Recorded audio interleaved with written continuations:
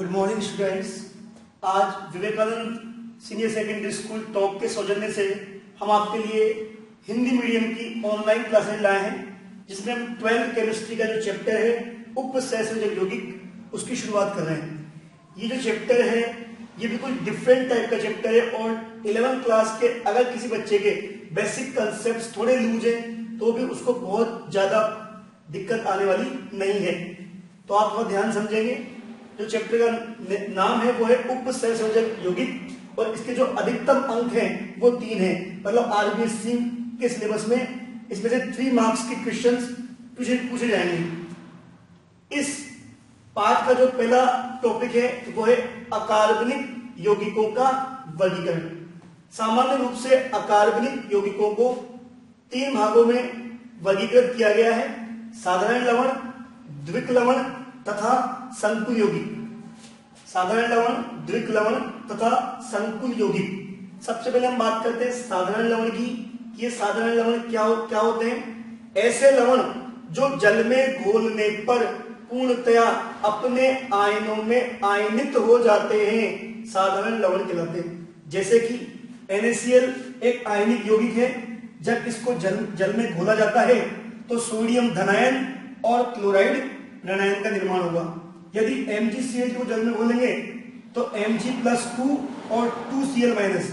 देखिए यहां पर Cl2 आया है क्योंकि मैग्नीशियम की जो वैलेंसी होती है, जो संयोजकता होती है वो +2 होती है। तो यहां पर 2 क्लोराइड आयन जल में आयनित होंगे, एक मैग्नीशियम धनायन और 2 क्लोराइड ऋणायन।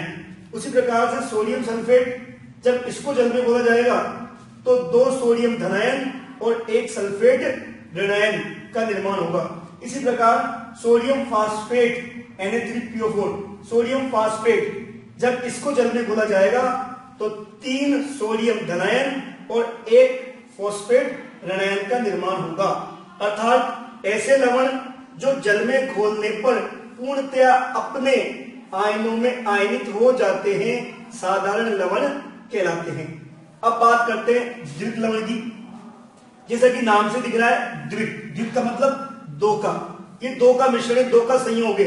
इस प्रकार के लवण 2 प्रकार के साधारण लवणों के संयोग से बनते हैं। जैसे कि पोटाश फिटकरी की मैं बात करता हूं तो इसमें देखें, एक तो पोटेशियम सल्फेट और एल्यूमिनियम सल्फेट, इन दोनों के संयोग से इस द्विक लवण का निर्माण हुआ है।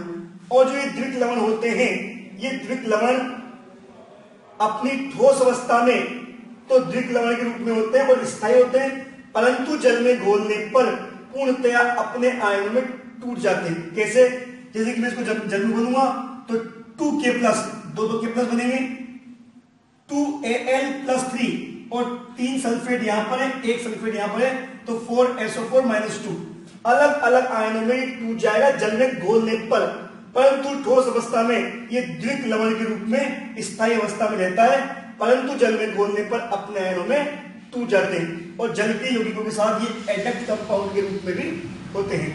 अब बात करते हैं यहां पर, जैसे कि तो पोटाश फिटकरी है, ये आपको याद ही करना पड़ेगा। इसका उदाहरण है द्विक लवण का, जिसमें पोटेशियम सल्फेट और एल्यूमिनियम सल्फेट है। दूसरा उदाहरण है इसका मोहर लवण।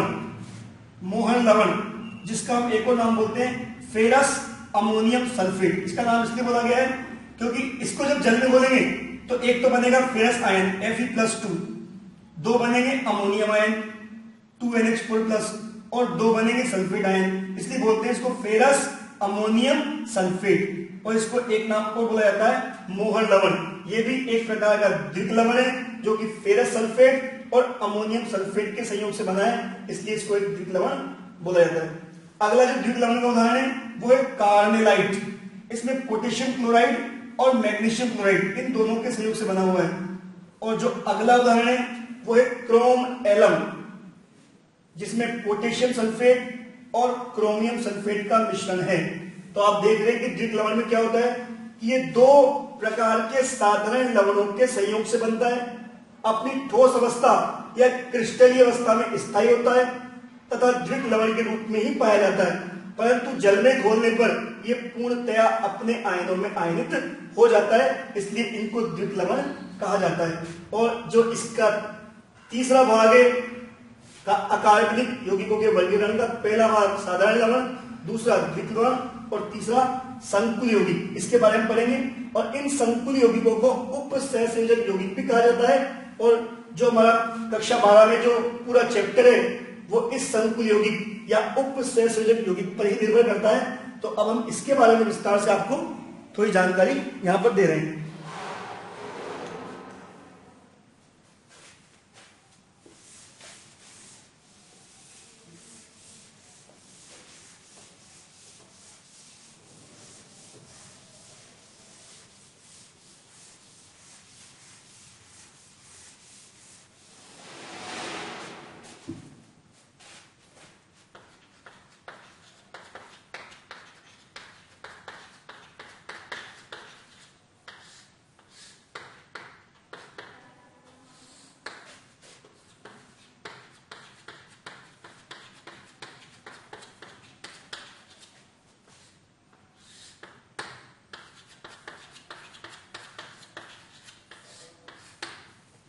हम बात कर रहे हैं संकुल यौगिक या उप सहसंयोजक यौगिक की। पहले मैं परिभाषा पे आता हूं। ऐसे यौगिक जो जल में घोलने पर पूर्णतया अपने आयनों में आयनित नहीं होते अपितु संकुल आयनों का निर्माण करते हैं, संकुल यौगिक कहलाते हैं। ऐसे यौगिक जो जल में घोलने पर अपने आयनों में आयनित नहीं होते अपितु संकुल आयनों का निर्माण करते हैं, संकुल यौगिक कहलाते हैं। उदाहरण के लिए देखेंगे आप 4KCN पोटेशियम साइनाइड, 4KCN यानी पोटेशियम साइनाइड, इसकी अभिक्रिया कराई गई है FeCN2 यानी कि फेरस साइनाइड। यहां ध्यान देंगे Fe+2 है इसलिए आएगा फेरस और फिर साइनाइड तो फेरस साइनाइड, पोटेशियम साइनाइड और फेरस साइनाइड। और जो इससे यौगिक बनेगा वो बनेगा K4 FeCN6 जिसको बोला जाएगा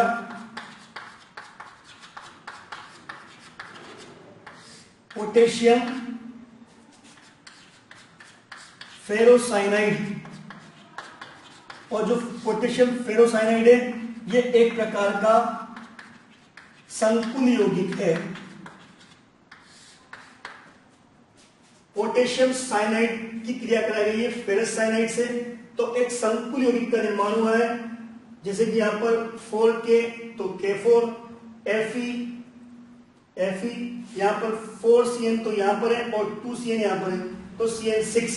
और इस पूरे कंपाउंड का जो नियम होगा पोटेशियम फेरोसाइनाइड, ये एक प्रकार का संकुल यौगिक है। अब हमने संकुल यौगिक का निर्माण कर लिया और जब इस संकुल यौगिक को जल में घोला जाता है तो देखिए क्या होता है 4K प्लस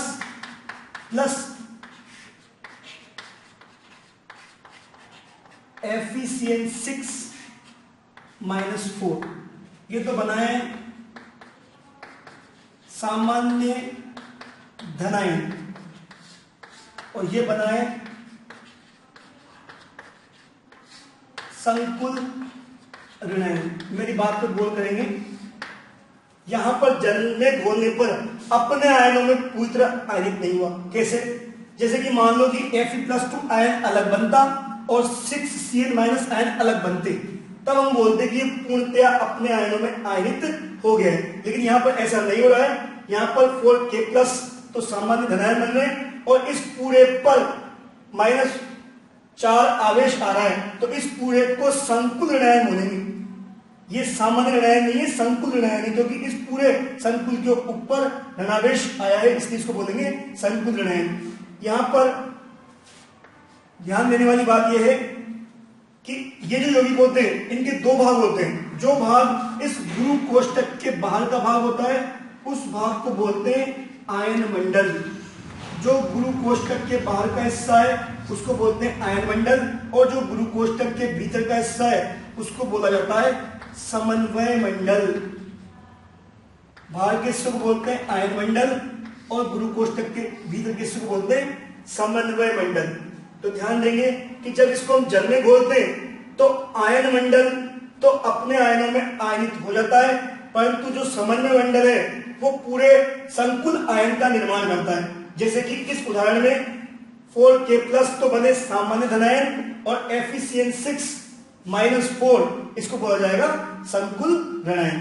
तो मैं दोबारा रिपीट कर रहा हूं कि जो संकुल यौगिक होते हैं वो जल में घोलने पर पूर्णतया अपने आयनों में आयनित नहीं होते, परंतु संकुल आयनों का निर्माण करते हैं, जैसे कि इस उदाहरण में संकुल ऋणायन का निर्माण हुआ है। इन यौगिकों में जो गुरु कोष्ठक के बाहर का हिस्सा होता है, गुरु कोष्ठक यानी जो बड़ा ब्रैकेट है, इसके बाहर का हिस्सा है वो है आयन मंडल, और जो ब्रैकेट के भीतर का हिस्सा है उसे बोलते हैं समन्वय मंडल। अब हम यहां बात करते हैं आयन मंडल और समन्वय मंडल की, तो थोड़ा ध्यान देंगे आप।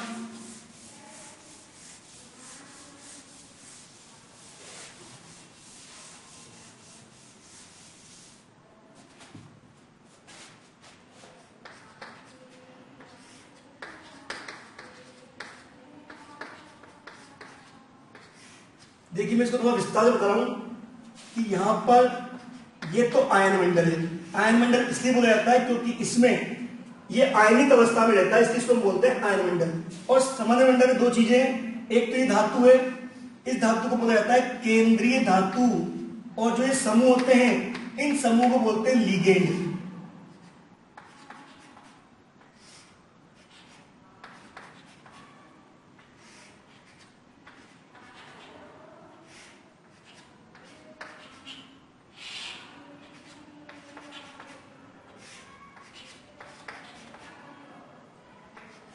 ध्यान देंगे ऐसी संरचना होती है। जो गुरु कोष्ठक के बाहर का हिस्सा है उसको बोलते हैं आयन मंडल, और जो इस गुरु कोष्ठक यानी बड़े ब्रैकेट के भीतर का हिस्सा है इसको बोला जाता है समन्वय मंडल। इस समन्वय मंडल के भी दो भाग हैं। ये जो धातु है इस धातु को बोला जाता है केंद्रीय धातु, जैसे कि इस उदाहरण में Fe केंद्रीय धातु है, इसको बोला जाता है केंद्रीय धातु या केंद्रीय धातु आयन। और जो ये समूह है जैसे कि यहां पर Cn समूह है, तो इन समूहों को बोला जाता है लिगेंड। यहां पर देखिए क्या होता है कि जो ये केंद्रीय धातु है ये इन लिगेंडों की संख्या के अनुरूप, लिगेंडों की संख्या 4 भी हो सकती है, 6 भी हो सकती है, तो यहां पर ये जो केंद्रीय धातु है ये लिगेंडों की संख्या के अनुसार रिक्त डी कक्षक उपलब्ध कराती है, जिन रिक्त डी कक्षकों में ये समूह अपने इलेक्ट्रॉन दान करते हैं और इलेक्ट्रॉन दान करके एक विशेष प्रकार का सहसंयोजक बंध, जिसको कि हम उप सहसंयोजक बंध कहते हैं, उसका निर्माण करते हैं। इसलिए इन यौगिकों को उप सहसंयोजक यौगिक भी कहा जाता है। यहां पर ये दाता परमाणु है क्योंकि ये इलेक्ट्रॉन धनी है, इन पर इलेक्ट्रॉन की अधिकता है, इसलिए ये समूह अपने इलेक्ट्रॉन दान करते हैं, तो ये दाता है और ये ग्राही है। और जो ये बंध बनता है इस बंध को बोलते हैं उप सहसंयोजक बंध। तो अब हम बात करते हैं लिगेंड की। ये लिगेंड क्या होते हैं? वे परमाणु या समूह या आयन जो केंद्रीय धातु के रिक्त डी कक्षक में अपने इलेक्ट्रॉन दान करके उप सहसंयोजक बंध का निर्माण करते हैं, लिगेंड कहलाते हैं। मैं दोबारा बोल रहा हूं, वे परमाणु समूह या आयन जो केंद्रीय धातु के रिक्त डी कक्षक में अपने इलेक्ट्रॉन दान करके उप सहसंयोजक बंध का निर्माण करते हैं, लिगेंड कहलाते हैं। तो इन यौगिकों को बोला जाता है उप सहसंयोजक यौगिक या संकुल यौगिक। यहां पर जो बाहर का हिस्सा है वो आयन मंडल है, जो अंदर का हिस्सा है वो समन्वय मंडल है। समन्वय मंडल में केंद्रीय धातु चारों ओर से लिगेंडों द्वारा घिरी रहती है और एक विशेष प्रकार की ज्यामिति का निर्माण करती है। वो ज्यामिति अगर लिगेंड की संख्या 4 होगी तो चतुष्फलकीय भी हो सकती है और वर्गाकार समतलीय भी हो सकती है। ऐसा कब होगा? जब लिगेंड की संख्या 4 होगी तो यहां पर दो प्रकार की ज्यामिति संभव है। वो ज्यामिति चतुष्फलकीय भी हो सकती है, जैसा कि केंद्रीय धातु 1 2 3 4, और वो वर्गाकार समतलीय भी हो सकती है, जैसा कि ये केंद्रीय धातु तो 1 2 3 4। परंतु यदि लिगेंड की संख्या 6 हो, जैसा कि यहां पे हो रहा है, तो देखिए तो जो ज्यामिति बनेगी उस ज्यामिति को बोला जाएगा वर्गाकार द्विपिरामिडीय। वर्गाकार द्विपिरामिडीय या इसको हम बोलते हैं अष्टफलकीय। मैं आपको त्रिविमीय रूप से दिखा दूं। ये देखिए, ये तो हो गया वर्गाकार समतलीय। और ये एक लिगेंड ऊपर एक लिगेंड नीचे। जैसे कि आपको आप इसको त्रिविमीय रूप से सोचे तो ये तो वर्गाकार समतलीय हो गया और एक लिगेंड ऊपर और एक लिगेंड नीचे। तो इस प्रकार की ज्यामिति बनेगी, इसको बोलेंगे हम वर्गाकार द्विपिरामिडीय या अष्टफल की भी इसको बोला जाता है। तो हमने आज बात की है अकार्बनिक यौगिकों का वर्गीकरण, जिसमें पहला था साधारण लवण, फिर थे द्विक लवण और जो तीसरी जो कैटेगरी थी वो थी उपसहसंयोजक यौगिक या संकुल यौगिक, जिनके बारे में हमने बताया है कि इन यौगिकों में जो बाहर का हिस्सा है गुरुकोष्ठक के वो आयन मंडल और जो भीतर का हिस्सा है वो समन्वय मंडल। और समन्वय मंडल के भी दो हिस्से हैं, एक तो केंद्रीय धातु और एक लिगेंड। इनकी परिभाषा मैंने आपको बता दी है। अब अगले वीडियो में हम आपको इन उपसहसंयोजक यौगिकों के बारे में विस्तार से बताएंगे और इनके वर्गीकरण और इनके नामकरण की बातें भी हम अगले वीडियो में करेंगे। धन्यवाद।